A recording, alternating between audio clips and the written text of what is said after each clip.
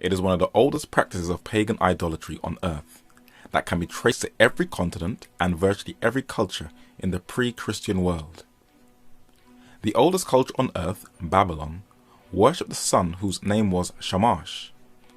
He was usually depicted as a circle with 8 rays of the sun. Sir E.A. Wallace Budge, one of the greatest antiquities scholars of the 20th century, analysed many of the Babylonian cylinder seals where Shamash is usually represented as rising between 2 mountains, for the Babylonians believed that each mountain had a door. When the sun rose in the east, it opened the eastern door in the morning, and when the sun set and disappeared in the west, it went through the western door in the evening. Babylon's younger sister culture, the Assyrians, worshipped the sun whose name was Asher, who was also their chief deity. He was usually depicted as a winged figure in a circle, sometimes with a bow and arrow in artwork when they were going to war. The Assyrians were heavily influenced by both the Babylonian and the Egyptian culture, where the Egyptian sun god, like the Assyrians, was also depicted as a circle with wings. Whether it was titled Ra or the Aten under the pharaoh Akhenaten, it was the same pagan sun deity.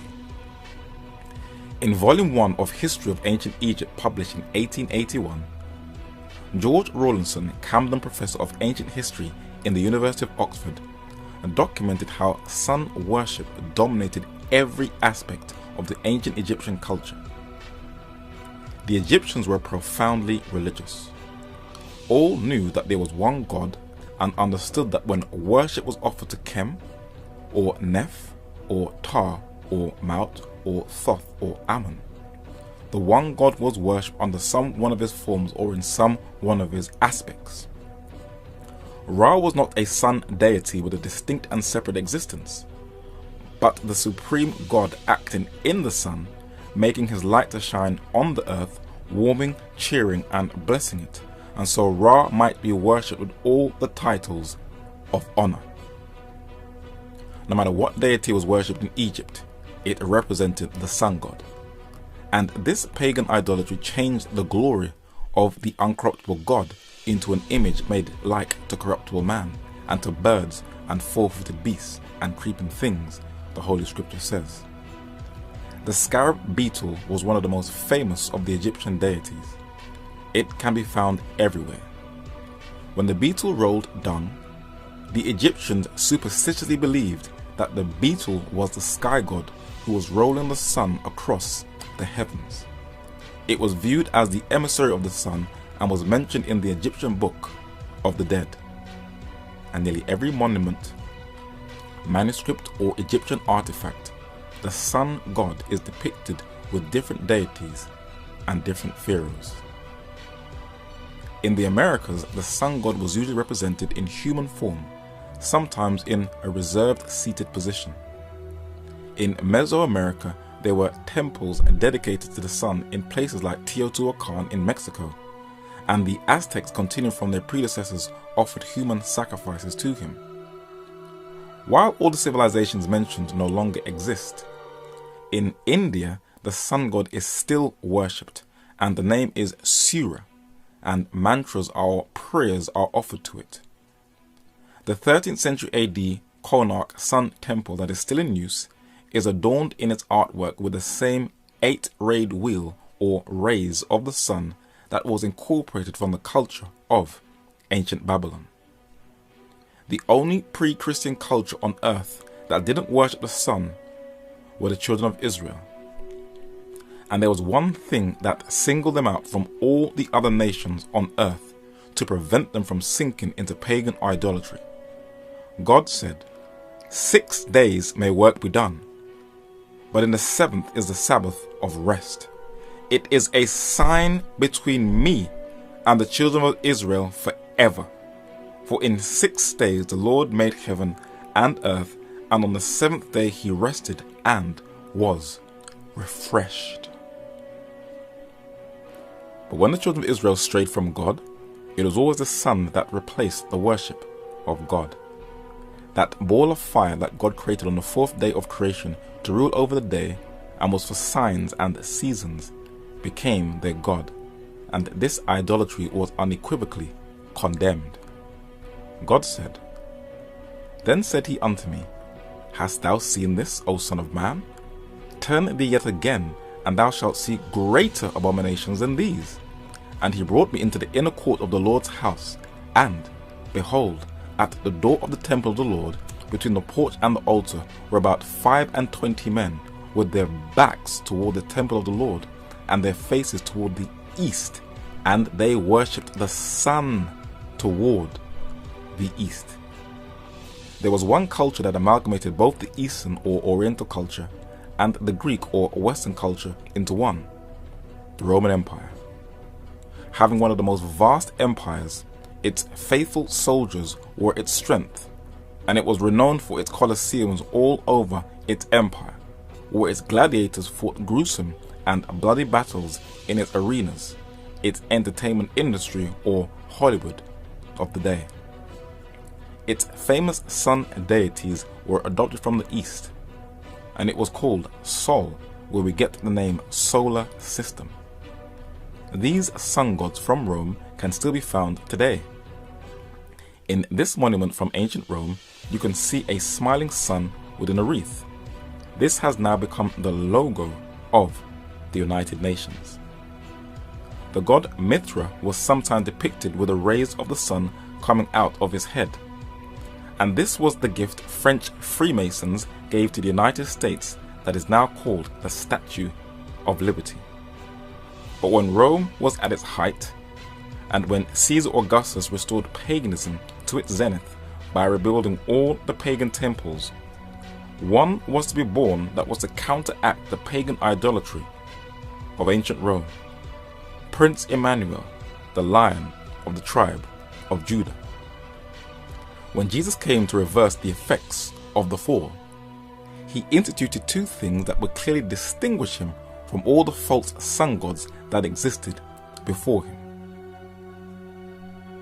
And he said unto them, "The Sabbath was made for man, and not man for the Sabbath. Therefore the Son of Man is Lord also of the Sabbath."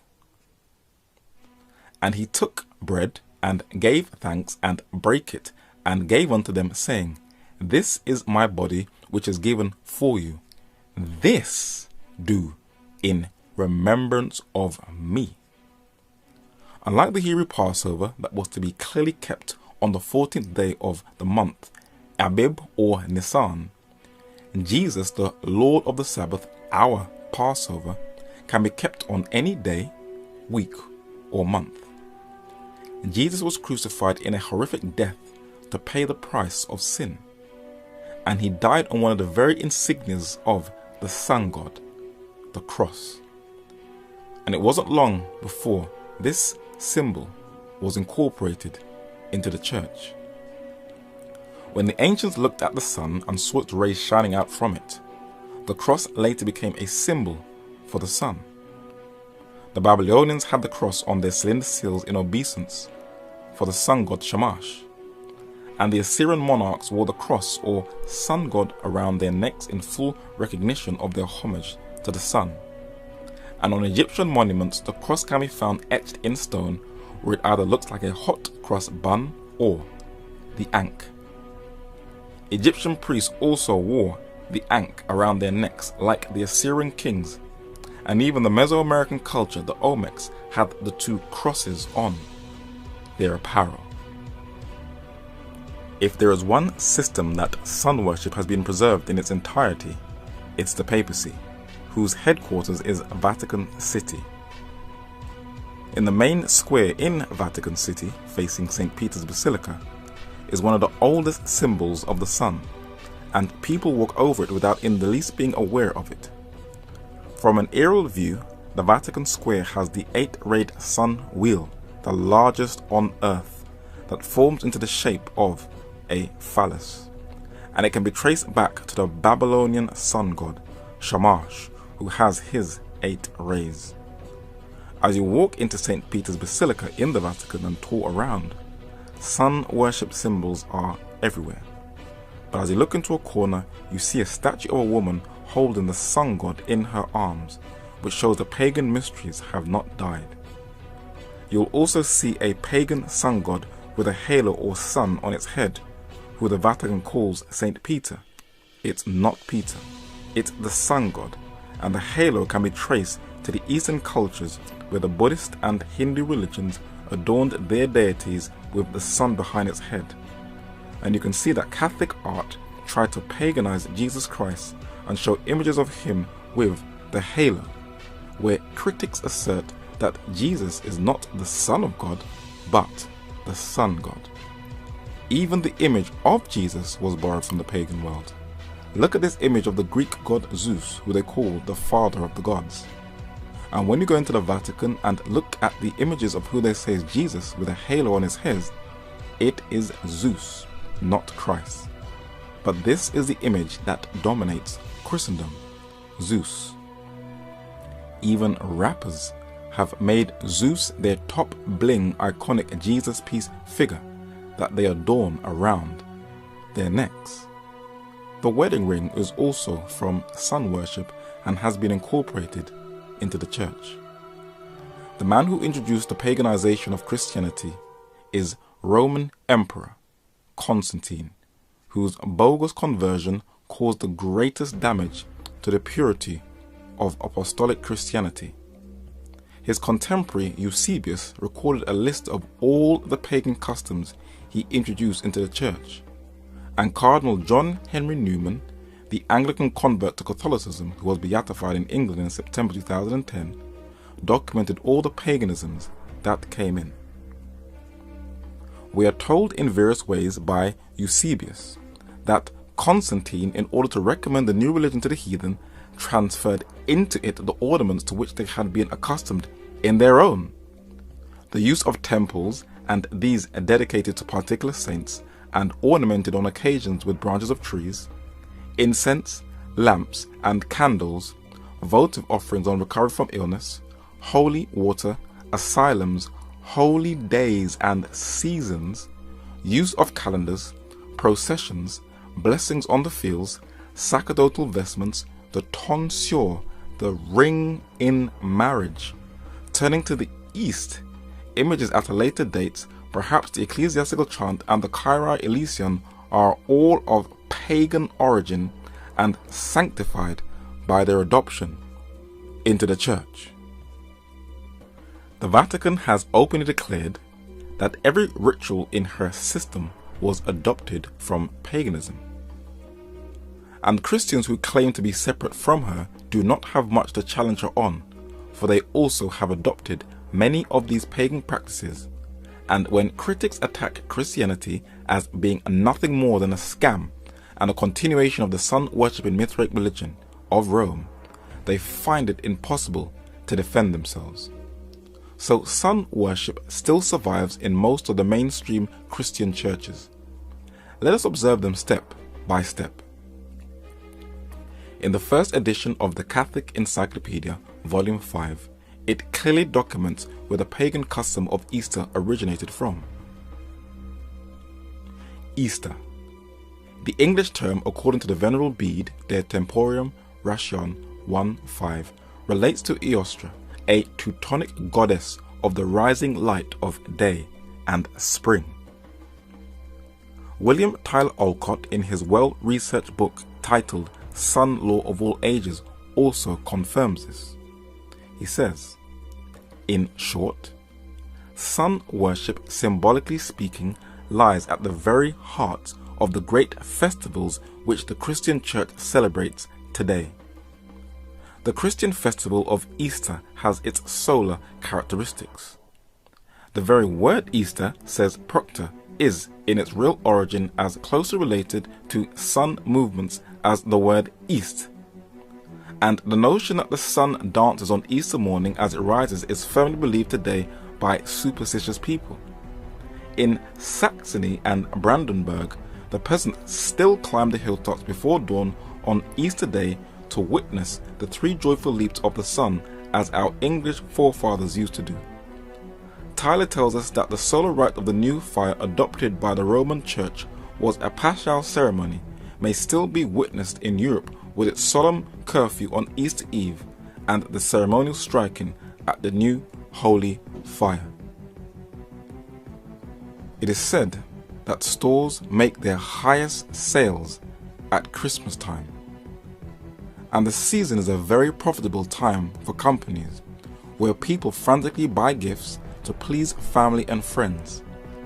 But even though most Christians in the West will fanatically defend it, giving no scriptural support, who is it really in honor of? The Canadian-born Freemason Manly Palmer Hall, who is considered as one of the most respected esoteric scholars in the 20th century, tells us its pagan roots. For reasons which they doubtless considered sufficient, those who chronicled the life and act of Jesus found it advisable to metamorphose him into a solar deity. Sun worship played an important part in this. The pagans set aside the 25th of December as the birthday of the solar man. They rejoiced, feasted, gathered in processions, and made offerings in the temple. In fact, the merrymaking is rooted in paganism. The Bible never gives an exact date for Jesus' birth. So when the Christian Church adopted December 25th, it was superimposing a Christian festival on a previously held pagan one, says Richard Heinberg, author of Celebrate the Solstice. The Roman winter solstice, says Tyler, as celebrated on December 25th, in connection with the worship of the sun god Mithra, appears to have been instituted in this special form by Aurelian about AD 273. And to this festival, the day owes its opposite name of the birthday of the unconquered sun. With full symbolic appropriateness, though not with historical justification, the day was adopted in the Western Church, where it appears to have been generally introduced by the 4th century. The sun dominated nearly every feast in the pre-Christian occult world. On December 21st, the winter solstice, the ancients believed that the sun died, and on December 25th it had its rebirth. But the ancients also had sacred trees. It was like their own tree of life, which they revered and held sacred. In the 2009 film Avatar, pagan tree worship is connected with the spirits and ancestor worship, and it was one of the animist customs of many pagan tribes. This is a place for prayers to be heard, and sometimes answered.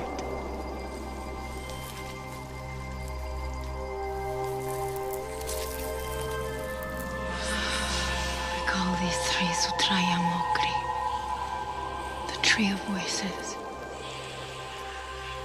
The voices of our ancestors.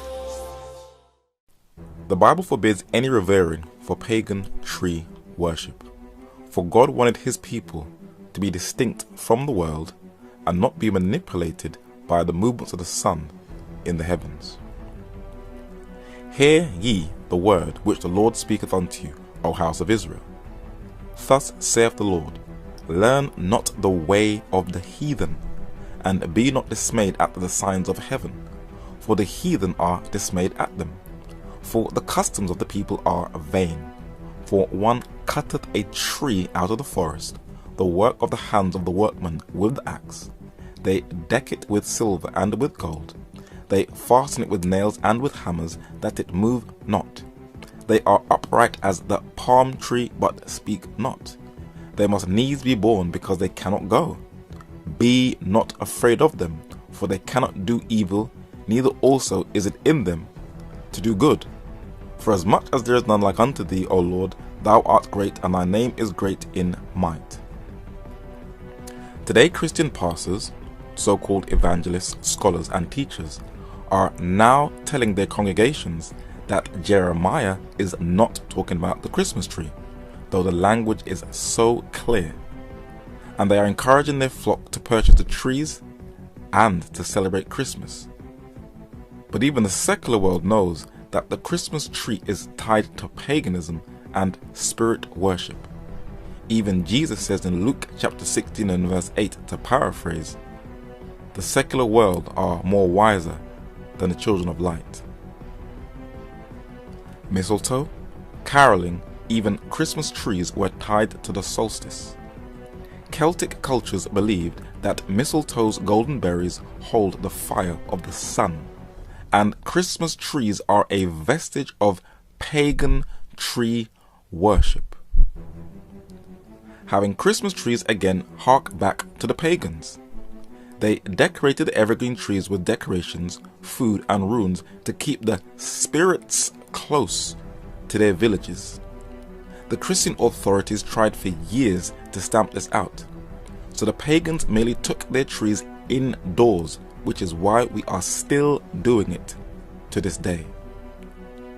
Who is Santa Claus, and how does he tie into the winter solstice sun festival? He is usually portrayed as an oversized, big-bearded figure who gives children gifts, and in modern times he has been made popular through the marketing of Coca-Cola. Listen to the voice of the secular world.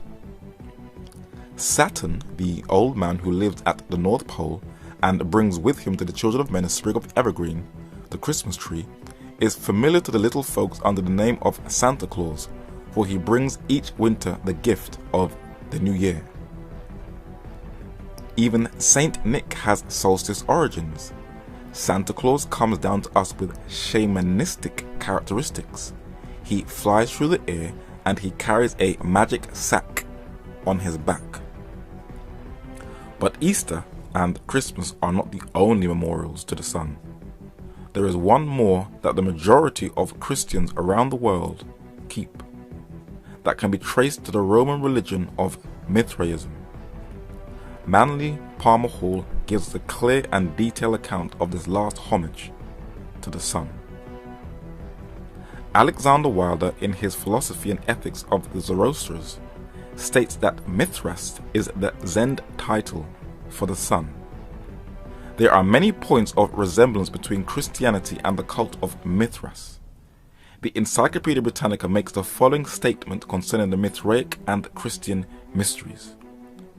The sanctification of Sunday and of the 25th of December, the immortality of the soul, these are some of the resemblances which, whether real or only apparent, enabled Mithraism to prolong its resistance to Christianity. The Vatican has made a number of statements which has pushed for the preservation of this Mithraic day of rest, a day that Jesus never gave no disciple instruction to keep in memorial of his resurrection. In 1998, the late Pope John Paul II published a document to preserve this day. It was called Dies Domini, which translated is the Day of the Lord, where he bigs up both Sunday and the seventh-day Sabbath of creation. The fundamental importance of Sunday has been recognized through 2,000 years of history and was emphatically restored by the Second Vatican Council. The Sabbath has therefore been interpreted evocatively as a determining element in the kind of sacred architecture of time. It recalls that the universe and history belongs to God. The Irish-American Catholic prelate Cardinal James Gibbons, Bishop of Baltimore, made a very powerful statement in his 1876 Apologetics, The Faith of Our Fathers. He was no ordinary Catholic bishop. He was a powerful, towering presence in United States politics. In this picture, he stands in the center, where he prays for President McKinley on the left and Admiral Dewey on the right in 1899. He was also very close with President Theodore Teddy Roosevelt, as seen in his photo in 1918. In this picture, he stands on the furthest right, and fifth on the left is the bearded steel magnate, Scottish-born Andrew Carnegie, with President Howard Taft.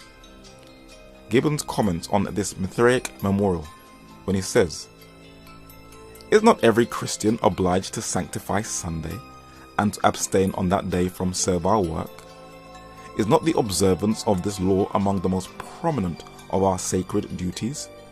But you may read the Bible from Genesis to Revelation, and you will not find a single line authorizing the sanctification of Sunday. The scriptures enforce the religious observance of Saturday, a day which we never sanctify. But the Vatican has put out a number of statements where they have rubbed it in the face of the vast majority of the Christian world that when they keep Sunday, it is not in obedience to Jesus Christ, but in obedience to the Catholic Church.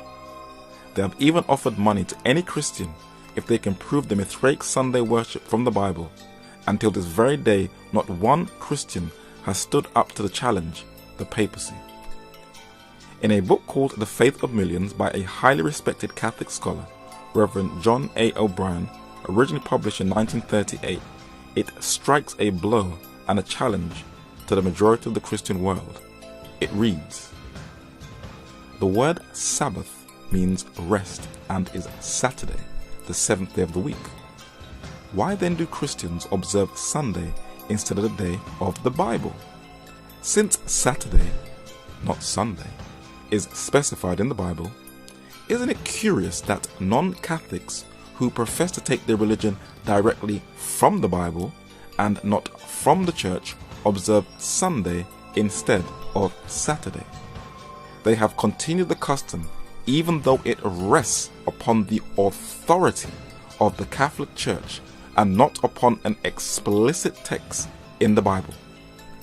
The observance remains as a reminder of the Mother Church from which the non-Catholic sects broke away, like a boy running away from home but still carrying in his pocket a picture of his mother or a lock of her hair. So who is the God of Christmas? It sure ain't Jesus. Jesus never told anyone to keep the 25th of December holy. And though the word Easter is mentioned once, he didn't tell anyone to keep Easter. Neither did he tell anyone to keep Sunday in memorial of the resurrection. The Holy Scriptures teaches that the new life that is lived should be kept in memorial of the resurrection. But while Christians will debate, argue, and fight over all these issues mentioned, before Jesus Christ returns to take his faithful home into eternity, those who are faithful to him will be distinguished from all the others who profess his name. Then said Jesus to those Jews which believed on him, "If ye continue in my word, then are ye my disciples indeed."